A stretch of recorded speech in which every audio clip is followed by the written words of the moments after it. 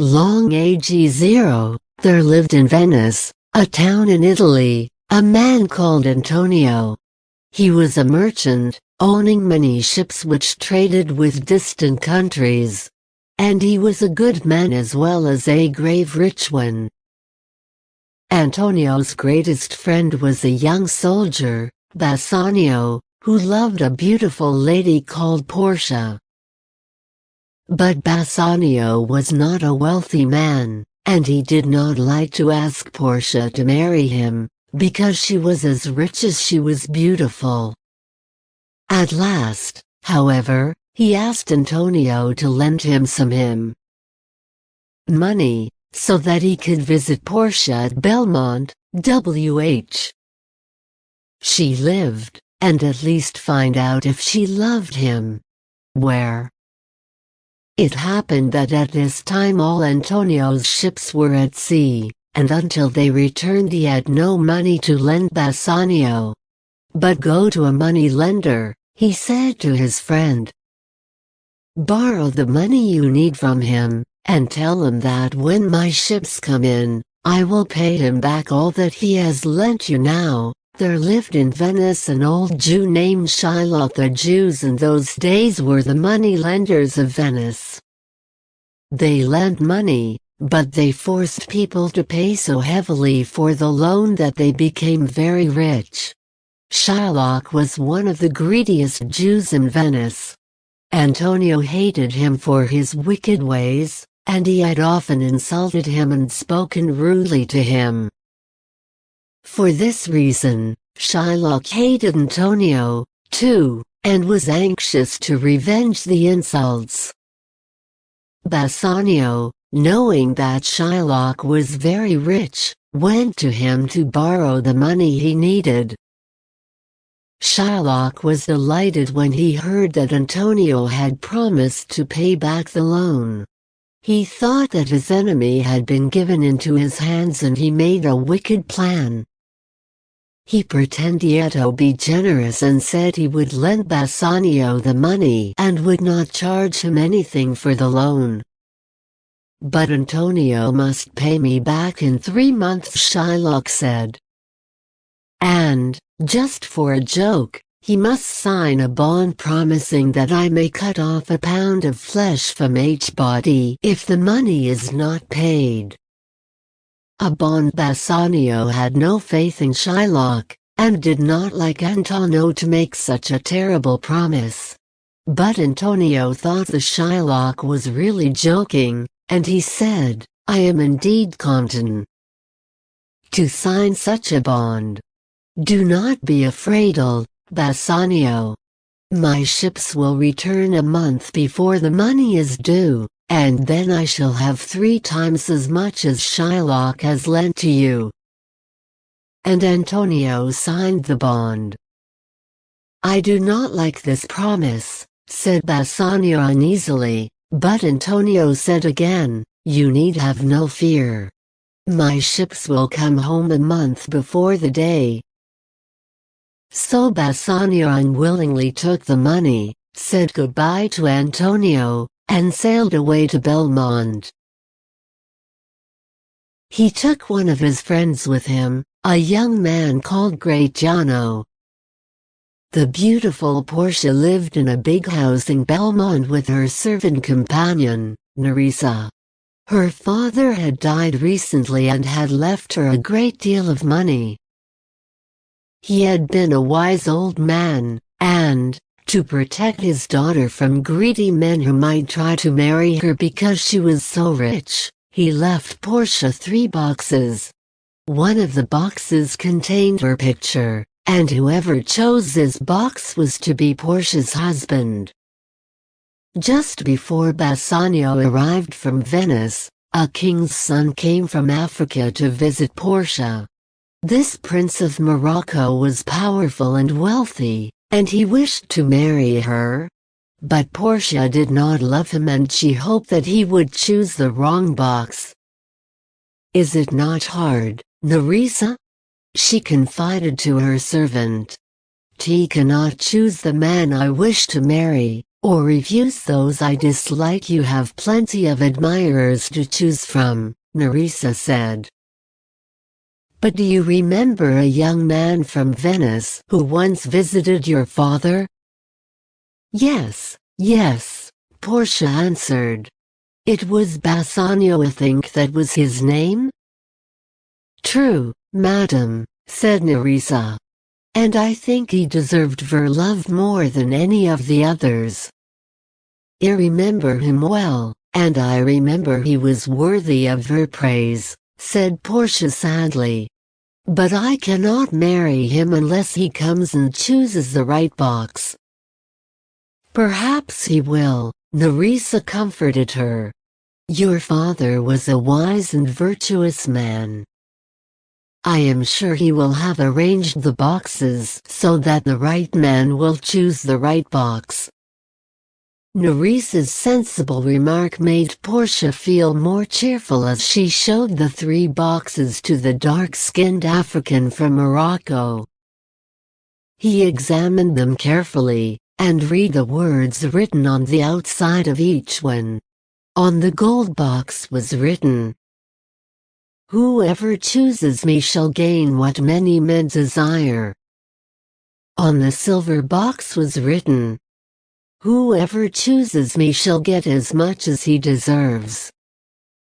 And on the plain box, made of lead, was written, "Whoever chooses me must give and risk all that he has." "What many men desire," the Prince of Morocco said, looking at the golden box. "That must be the fair Portia, and her picture will certainly be inside a box of gold." He opened it, but all he found inside was an ugly skull, and a piece of paper containing these words, "All that shines is not gold. Goodbye." So the Prince of Morocco sadly said goodbye to Portia, and returned to Africa. The next visitor was the Prince of Aragon, and he, too, was shown the Threk boxes. This prince was a vain young man with a very high opinion of himself, and he chose the silver box. "If I get as much as I deserve," he said, "I shall certainly gain the fair Portia."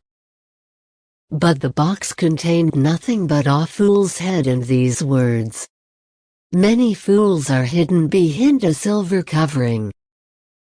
So be gone, sir." The prince, feeling very silly, went away as Siglia Morocco had done.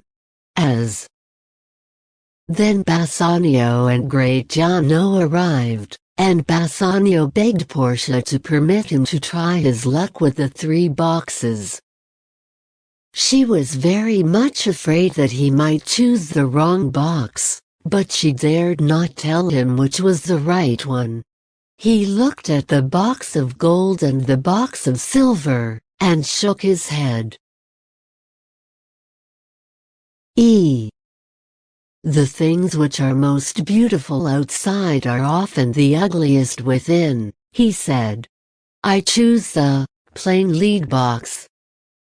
Portia was filled with joy as Bassanio opened the box and found inside a lovely picture of her. They arranged to be married at once, and Bassanio's friend, Great Giano, asked for permission to marry Nerissa at the same time.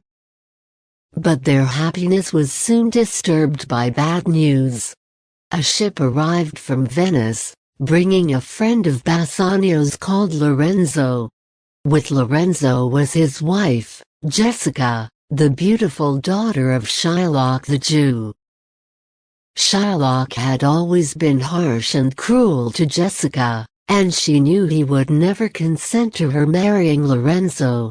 First, because he was not a Jew, and secondly because he was a friend of Antonio's. So one night she ran away from her father's house to marry Lorenzo, taking with her a great deal of money, even some jewels. They had come to Belmont to escape Shylock's anger, and they brought with them a letter to Bassanio from Antonio. Bassanio read the letter and he turned so pale that Portia feared that his friend must be dead. "What is it, Bassanio?" she asked anxiously. "You must let me share the bad news that this letter brings." "Oh, sweet Portia," said Bassanio. "Here are some of the most unpleasant words that have ever been written." The letter told them that Antonio's 6 ships, full of riches, had all been wrecked at Sca, and Antonio's money had been lost with them. And this was not all. Shylock hated Antonio more than ever since his friend, Lorenzo, had run away with Jessica. He was so angry at the loss of his daughter and his money that he walked about the streets crying, "My daughter! My money! My jewels! Justice! Justice! Find me my money and my daughter!" And when he heard that all Antonio's ships were lost, he was very glad. Now he could revenge himself on Antonio and on all those who loved the brave young merchant. Shylock went to the Duke of Venice and told him of Antonio's bargain and of the bond he had signed. The Duke and many of the merchants tried to persuade Shylock to give up his cruel revenge, but he would not listen to them. "Antonio cannot pay the money," said Shylock. "He must therefore keep his promise and pay me the pound of flesh." Jessica had heard her father tell his Jewish friends that he would rather have a pound of Antonio's flesh than be paid 20 times the sum that was owed to him. Bassanio was terribly disturbed by the news and decided that he must return to Venice at once to try to save his friend. Portia had a kind and generous heart and did not try to prevent his going. "Let us be married now," she said. "And then you must go to Venice at once. You shall have gold to pay this debt 20 times over, and when it is paid, bring your true friend here." So they were married, and after the ceremony Ras and Gratiano set off at once for Venice. They found that the trial was just beginning. That Shylock Antonio did not ask for mercy. He knew that Shylock must hated him too much to be merciful. Besides, a man that to keep his promise. Otherwise people would think that the merchants of Venice were not honest men. The Duke of Venice, who was judging the case, begged Shylock to be merciful. "Why should I be merciful?"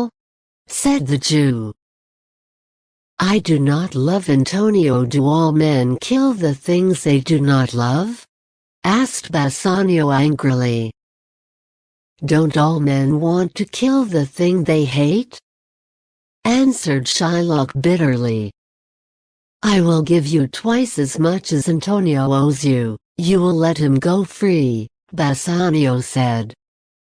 "If you offered me 6,000 times the amount he owes me, I should still ask for my pound of flesh," the Jew replied. "How can you hope for mercy if you show none?" asked the Duke, but Shylock answered angrily, "I do not want mercy. I want justice. Give me my pound of flesh." He began to sharpen the long knife he had brought with him, feeling that his revenge was very near. But at that moment a messenger came to the Duke with the news that a clever young lawyer had arrived. Rom entered, accompanied by his clerk. They both looked another town to judge the case. At once the law of very young, but they brought with them a written introduction from a lawyer friend of the Duke's who assured him that the young man was well qualified to judge the case. His wisdom was soon shown by the careful questions he put to the Jew.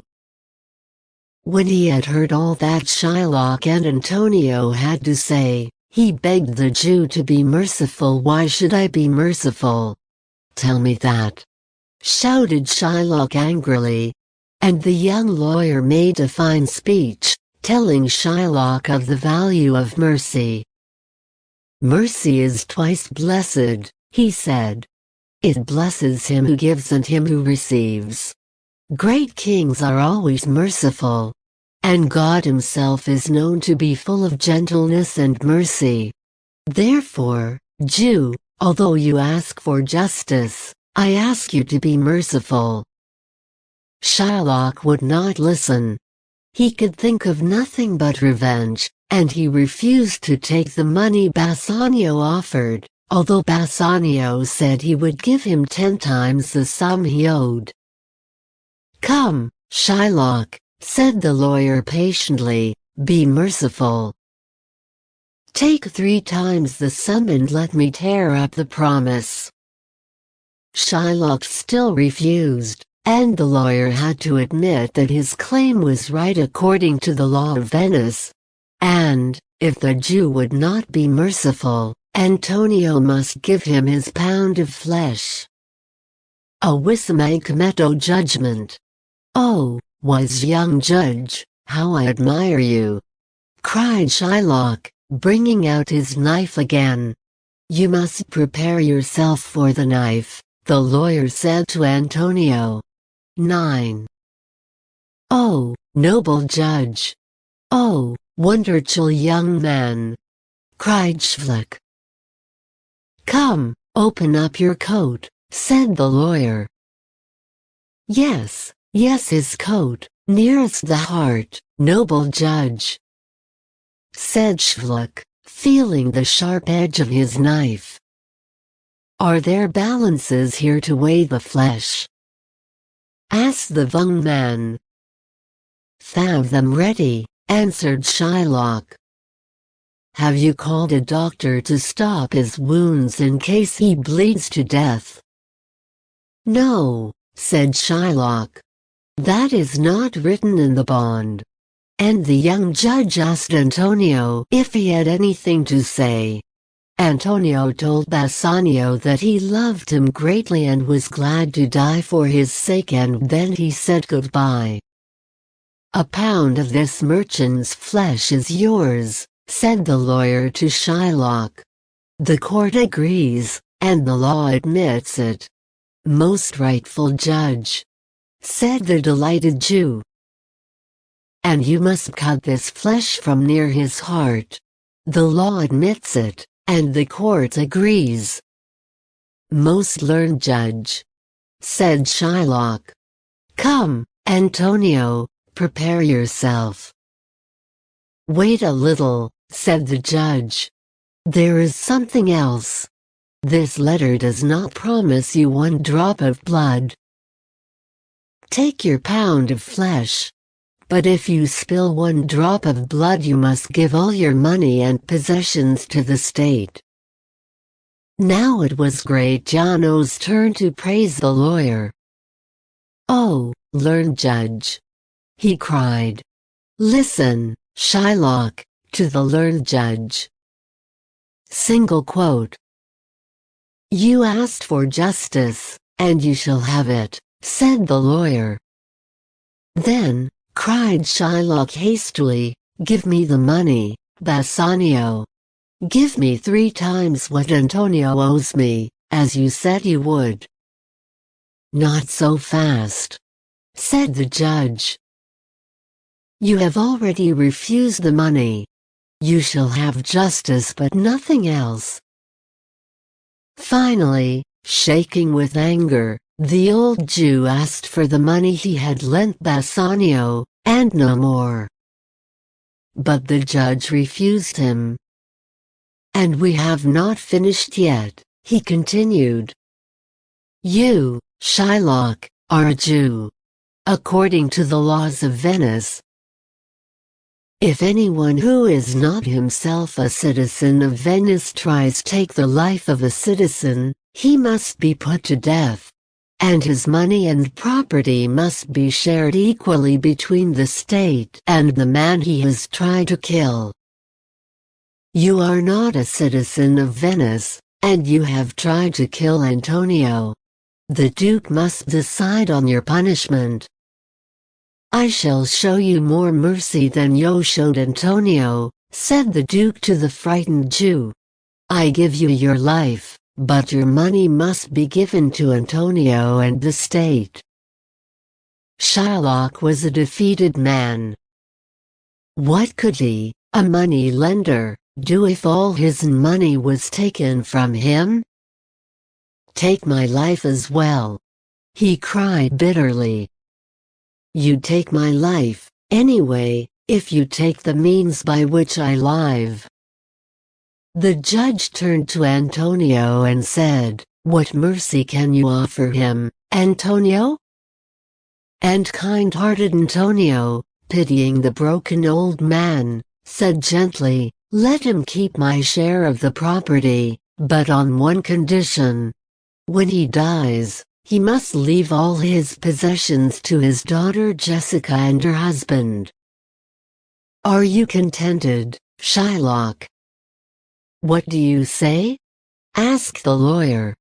Sked me I leave him content, to go.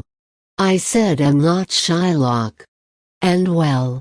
Send now, me the I pray papers you, and give will sign them.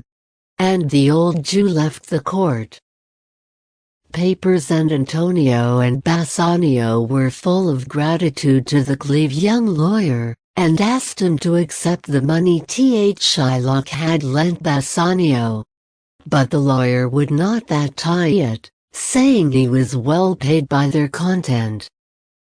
Then, dear sir, said Bassanio, take some small gift to remind you of our gratitude if you insist, said the young man, one will take the ring you wear on your finger. Then, dear sir, said Bassanio, take some small gift to remind you of our gratitude if you insist, said the young man, one will take the ring you wear on your finger. Bassanio hastily drew back his hand, because the ring was one that Portia had given him, and he had promised her that he would keep it always.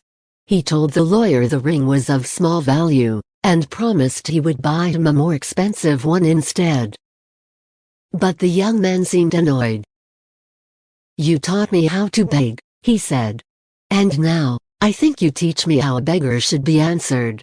He said goodbye coldly to Bassanio and went away. When he had gone, however, Antonio persuaded Bassanio to let the lawyer have the ring, and Bassanio, regretting his earlier refusal, sent Gratiano to find the young lawyer and give the ring to him.